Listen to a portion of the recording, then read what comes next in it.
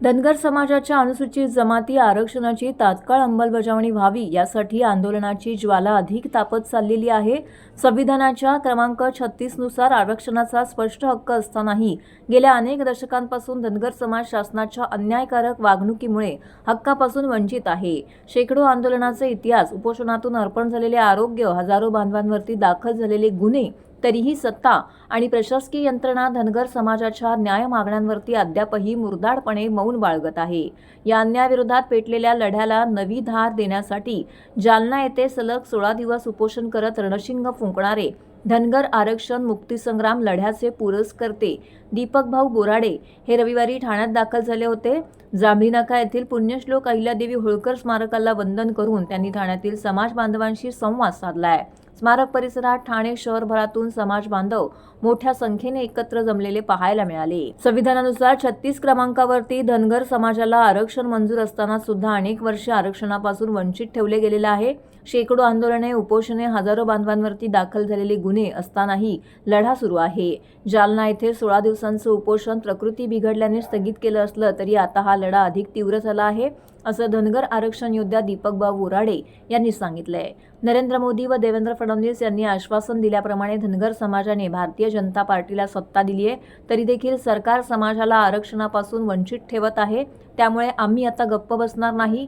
धनगर आरक्षण मुक्ती संग्राम लढा जालना येथून सुरू झाला असून मुंबईतील आझाद मैदानात आरक्षणाची आझादी मिळेपर्यंत हा लढा थांबणार नाही। त्यामुळे सर्व समाज बांधवांनी 21 जानेवारी 2026 रोजी आझाद मैदान मुंबई येथे मोठ्या प्रमाणामध्ये उपस्थित राहावे, असं आवाहन दीपक बोराडे यांनी केलं आहे। हा देश ज्या संविधानानुसार चालतो त्या संविधानानुसार धनगर जमातीचा समावेश एसटी जमातीच्या यादीमध्ये 36 नंबरला आहे। धनगरांच्या अज्ञानाचा गैरफायदा घेऊन इथल्या व्यवस्थेनं या अमृतरूपी लाभापासून गेल्या 8 दशकांपासून आम्हाला वंचित ठेवलंय।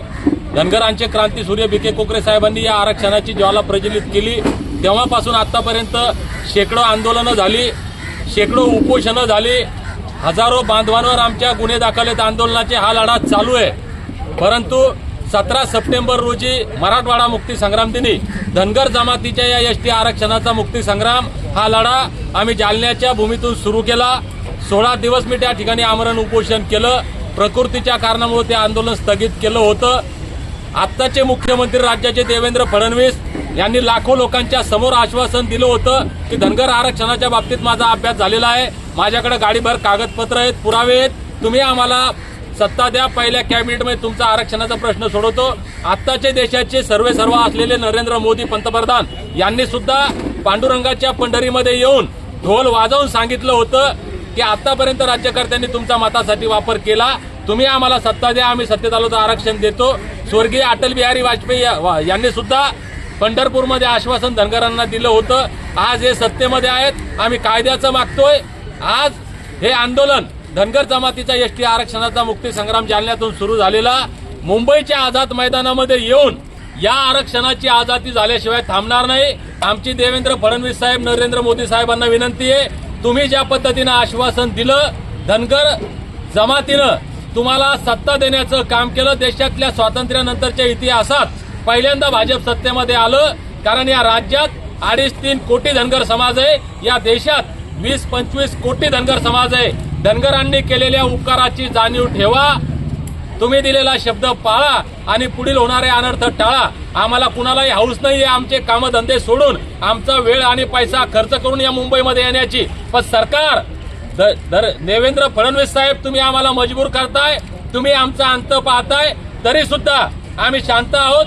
धनगर जमातीच्या एसटी आरक्षणाचा मुक्ती संग्राम हा 21 जानेवारी 2026 रोजी मुंबईच्या आझाद मैदानामध्ये हा लढा येतोय। महाराष्ट्रातल्या प्रत्येक मल्हार मावळ्याला, अहिल्यामाईच्या लेकीला माझी विनंती आहे की हे शेवटचं आंदोलन, शेवटचा लढा आमच्या लेकरा बाळांच्या कल्याणाचा आहे। त्यामुळे आपण प्रत्येकानं या लढाईमध्ये तनमन धनानं सहभागी झालं पाहिजे। हा आमच्या आयुष्यातील शेवटचा लढा आहे असं म्हणून प्रत्येकानं हा लढायचा।